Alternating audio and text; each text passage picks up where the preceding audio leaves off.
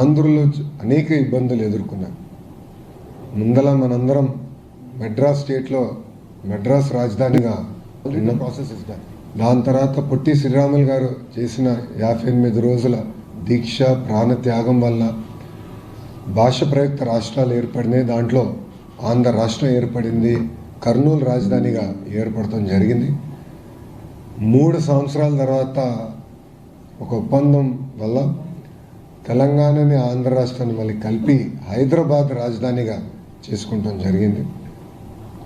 58 సంవత్సరాలు కష్టపడి చెమటోర్చి అటు తెలంగాణ ప్రజలు ఇటు ఆంధ్ర ప్రజలు కలిసికట్టుగా హైదరాబాద్ని అభివృద్ధి చేసుకుంటే ఒక చీకటి రోజు పార్లమెంట్లో ఎలాంటి చర్చ జరగకుండా టీవీలు కట్టేసి తలుపులు వేసి ఆ రోజు ఆంధ్ర రాష్ట్రాన్ని విభజిస్తాం జరిగింది. ఆనాడు చాలా స్పష్టంగా గౌరవ ముఖ్యమంత్రి చంద్రబాబు నాయుడు గారు ఆనాడు ప్రతిపక్ష నేతగా ఉన్నప్పుడు 2 ప్రాంతాలకి మీరు న్యాయం చేయాలి, న్యాయం చేసి ముందరికెళ్ళండి, లేదంటే విభజన వల్ల ఒక ప్రాంతానికి అడ్వాంటేజ్ వచ్చినా ఇంకో ప్రాంతం చాలా తీవ్రంగా నష్టపోతుందని చెప్తాం జరిగింది. అయినా కూడా వినకుండా ఆంధ్ర రాష్ట్రాన్ని విభజిస్తాం జరిగింది. నేను పుట్టి పెరిగింది తెలంగాణలో, నాకు హైదరాబాద్లో ఉన్న ప్రతి గల్లీ తెలిసిన వాళ్ళు. కానీ ఆ రోజు నాకు కలిగింది ఏంటంటే కట్టుబట్టలతో మెడబట్టి బయటికి గెంటేశారు. నాకు బాధ ఆవేదన వచ్చి రాజధాని ఎక్కడ పెట్టాలో తెలియదు. కూర్చున్నాక ఒక సెక్రటేరియట్లో మన సెక్రటరీలు కూర్చున్నాక ప్లేస్ లేదు, అసెంబ్లీ సమావేశాలు వేసుకున్నాక ప్లేస్ లేదు, హైకోర్టు లేదు. 10 సంవత్సరాలు హైదరాబాద్ మీ రాజధాని, దాని తర్వాత మీరు దారి మీరు ఎత్తుక్కోండి అని సింపుల్గా చెప్పేశాను. విభజన ఎంత దారుణంగా జరిగిందంటే షెడ్యూల్ 9, షెడ్యూల్ 10 సంస్థలు ఇప్పటికీ అటు తెలంగాణ రాష్ట్రం కానివ్వండి ఇటు ఆంధ్ర రాష్ట్రం తేల్చుకునే పరిస్థితి లేకుండా పోయింది. అంటే అశాస్త్రీయంగా జరిగిన విభజన వల్ల ఆ ఇబ్బందులు ఇప్పుడు కూడా తెలుగు ప్రజలు ఎదుర్కొంటున్నారు.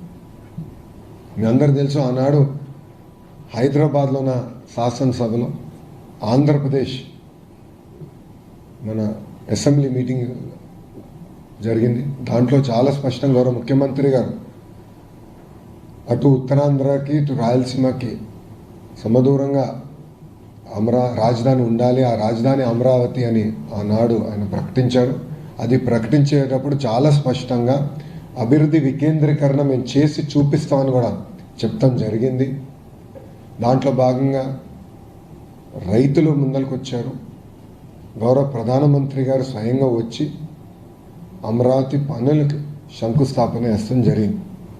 ఆనాడు రైతులకున్న భరోసా ఏంటంటే Telugu Desam party, Bharatiya Janata party, Janasena party, చివరికి వైఎస్ఆర్సీపీ కూడా అమరావతికి సంపూర్ణ మద్దతు తెలిపారు. అందుకే మేము మా భూమిలో 5 కోట్ల ఆంధ్రుల రాజధాని కోసం ఇస్తున్నామని చాలా స్పష్టంగా వాళ్ళు తెలియజేస్తాం జరిగింది. కానీ బాధాకరమైన విషయం ఏంటంటే 2019 ఎన్నికల ముందర మేము చాలా స్పష్టంగా ప్రజలు చెప్పాం, పొరపాటున ప్రభుత్వాలు మారితే అమరావతి రాజధానిగా ఉండదు, రాజధాని తరలిస్తారని. కానీ ఆనాటి ప్రతిపక్ష నేత ఇప్పుడు పులివెందుల ఎమ్మెల్యే చాలా స్పష్టంగా నేను ఇక్కడనే ఇల్లు కట్టుకున్నాను, నేను రాజధాని ఎక్కడ తీసుకెళ్ళను అని ప్రజల్ని మోసం చేస్తాం జరిగింది. ఆయన అధికారంలోకి వచ్చిన తర్వాత రాజధాని పైన అనేక ఆరోపణలు చేసి 3 ముక్కల ఆటకి ఆయన మొదలుపెట్టారు. ఆ రోజు శాసనసభలో మా శాసనసభ్యులు పోరాడారు. కౌన్సిల్లో మాకు మెజారిటీ ఉంది. ఆ రోజు మేము కౌన్సిల్ సాక్షిగా మేమందరం పోరాడాం. నేను ఆ రోజు ఎమ్మెల్సీని. బిల్ని సెలెక్ట్ కమిటీకి పంపిస్తే కూడా సభ్యులందరూ సెలెక్ట్ కమిటీకి పంపిస్తే కూడా అప్పుడున్న లెజిస్లేటివ్ అఫైర్స్ మినిస్టర్ చైర్మన్ గారు సంతకం లేకుండా సింపుల్గా బిల్ పాస్ అయిందని చెప్పి తీసుకెళ్ళి గవర్నర్ గారు ఎస్ఎన్టీకి పంపించారు. అది తెలుసో తెలియకనో ఇప్పుడు కూడా నాకు తెలియదు, గవర్నర్ గారు ఆ రోజు పర్మిషన్ ఇచ్చారు. అది మేము లీగల్గా ఛాలెంజ్ చేసాం. అప్పుడు కోర్టు మీరు తప్పు చేశారు అని అక్షంతలు వేస్తాం కూడా జరిగింది. కానీ ఆ రోజు నుంచి ప్రజా రాజధాని కోసం ఒక ఉద్యమం మొదలైంది. పెద్ద ఎత్తున రైతులు, ప్రత్యేకంగా ఆ మహిళలు, రోజు ఎప్పుడు ఇంటి గడప దాటిన మహిళలు పెద్ద ఎత్తున రోడ్డు పైకి వచ్చి 5 కోట్ల ఆంధ్రుల కోసం పెద్ద ఎత్తున ఆనాడు పోరాడినందుకు వాళ్ళు అన్ని రకాలుగా అవమానించారు, వాళ్ళపైన దాడి చేశారు, లాఠీలతో కొట్టారు, కంచెబెట్టారు. శాంతియుతంగా వాళ్ళు అమరావతి నుంచి తిరుమలకి వెళ్ళాలన్నా, అమరావతి నుంచి సింహాచలంకి వెళ్ళాలనుకుంటే పాదయాత్రగా అనేక ఇబ్బందులు పెట్టారు, అవమానించారు. ఎంత దారుణం అంటే ఆ గ్రామంలో ఉన్న ప్రజలు ఆ గ్రామంలో తిరగాలంటే ఏకంగా వాళ్ళు ఆధార్ కార్డు చూపించే పరిస్థితి. 144 సెక్షన్ పెట్టారు. ఆ 5 సంవత్సరాలు ప్రజల్ని అన్ని రకాలుగా వేధించారు. 5 కోట్ల ఆంధ్రులు చూశారు. అందుకే వాళ్ళకు ఆవేదన, ఒక బాధ కలిగింది. ఆనాడు మేము చాలా స్పష్టంగా చెప్పాం, ఒకే రాష్ట్రం, ఒకే రాజధాని, అది అమరావతి. కానీ అభివృద్ధి వికేంద్రీకరణ చేసి చూపిస్తా ఉన్నాం. అదే నినాదంతో మేము అందరం ఎన్డీఏ మన ఎన్నికల్లో మేము కలిసికట్టుగా పోటీ చేశాం. అందుకే 94% మ్యాండేట్ ప్రజలు ఎన్డీఏకి ఇస్తాం జరిగింది. మీరు చూస్తే ఎక్కడైతే ఎగ్జిక్యూటివ్ క్యాపిటల్ పెడతారని మాయ మాటలు చెప్పారో, విశాఖపట్నం ప్రజలే హైయెస్ట్ మెజారిటీ మా ఎంపీకి 5 లక్షల ప్లస్ మెజారిటీ మా ఎంపీ మేము గెలిపిస్తాం జరిగింది.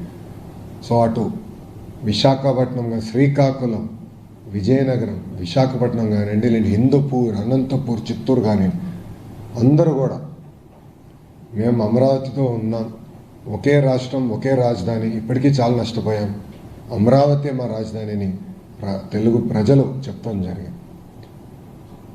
ఎన్డీఏ ప్రభుత్వ అధికారంలోకి వచ్చిన తర్వాత టీమ్ 11 అంటే 11 ఎమ్మెల్యేలు ఉన్న టీం అనేక దుష్ప్రచారాలు చేశారు, ఇప్పుడు కూడా చేస్తున్నారు.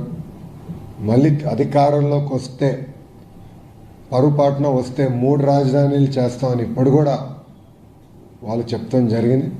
దానివల్ల అమరావతికి రావాల్సిన పెట్టుబడులు కూడా స్లో అయింది, ఆంధ్ర రాష్ట్రానికి రావాల్సిన పెట్టుబడులు స్లో అయినాయి. రైతుల్లో కూడా ఒక ఆందోళన వచ్చింది. మళ్ళీ మా భవిష్యత్తు ఏంటి, ఇప్పటికీ నష్టపోయాం, మా భవిష్యత్తు ఏంటి, మళ్ళీ ఇంకొక ఉద్యమం చేయాలా, ఇది కరెక్ట్ కాదు, నీకు చట్టబద్ధత ఉండాలి, Amaravati should be the sole and permanent capital of Andhra Pradesh అని వాళ్ళు కూడా కోరటం జరిగింది. దాంట్లో భాగంగా ఒక స్పెషల్ సెషన్ పెట్టుకున్నాం, ఒక రోజంతా దీని మేము చర్చించాం. ఏకగ్రీవంగా శాసనసభలో తీర్మానం చేసి పార్లమెంట్కి పంపిస్తాం జరిగింది. దాంట్లో భాగంగా గౌరవ హోంమంత్రి అమిత్ షా గారు పర్సనల్గా తీసుకుని, ప్రధానమంత్రి గారు కూడా ఇప్పటికీ చాలా నష్టపోయారు ఆంధ్ర ప్రజలు, ఇట్లా ప్రభుత్వాలు శాశ్వతం కాకపోవచ్చేమో కానీ వ్యవస్థ శాశ్వతం, రాజధాని శాశ్వతం ఉండాలని ఆయన కూడా పర్సనల్గా తీసుకుని పార్లమెంట్లో నిన్న పాస్ అయింది బిల్లు. దాని తర్వాత ఆ సవరణ, దాని తర్వాత రాజ్యసభకు వచ్చి ఈరోజు ఆంధ్ర ప్రజలందరూ గర్వపడాలి. ఎందుకంటే మొత్తం భారతదేశం, ఒకే ఒక పార్టీ తప్ప మొత్తం భారతదేశం ఆంధ్ర రాష్ట్రానికి అండగా నిలబడింది, ఒక కదలిక తీసుకొచ్చాం. చాలామంది ఈరోజు రాజ్యసభలో మాడుతూ ఇది ప్రారంభం మాత్రమే, అమరావతి రాజధానికి ఒక సపోర్ట్ ప్రారంభం మాత్రమే, మనం ఆంధ్ర రాష్ట్రానికి అండగా నిలబడాలి. ఇప్పటికీ ఆంధ్ర రాష్ట్రం అనేక ఇబ్బందులు ఎదుర్కొంది, 5 సంవత్సరాలు చాలా నష్టపోయింది, మేమందరం ఉంటామని ఒక్క పార్టీ మినహా, ఆ టీమ్ 11 పార్టీ, ఆ ఒక్క పార్టీ మినహా అన్ని పార్టీలు కలిసికట్టుగా, ఇటు భారతీయ జనతా పార్టీ ఎన్డీఏలో ఉన్నా కానీ భారతీయ జనతా పార్టీ, జనసేన అయి ఉండొచ్చు, జేడీయూ అయి ఉండొచ్చు, అటు పక్కన కాంగ్రెస్, టీఎం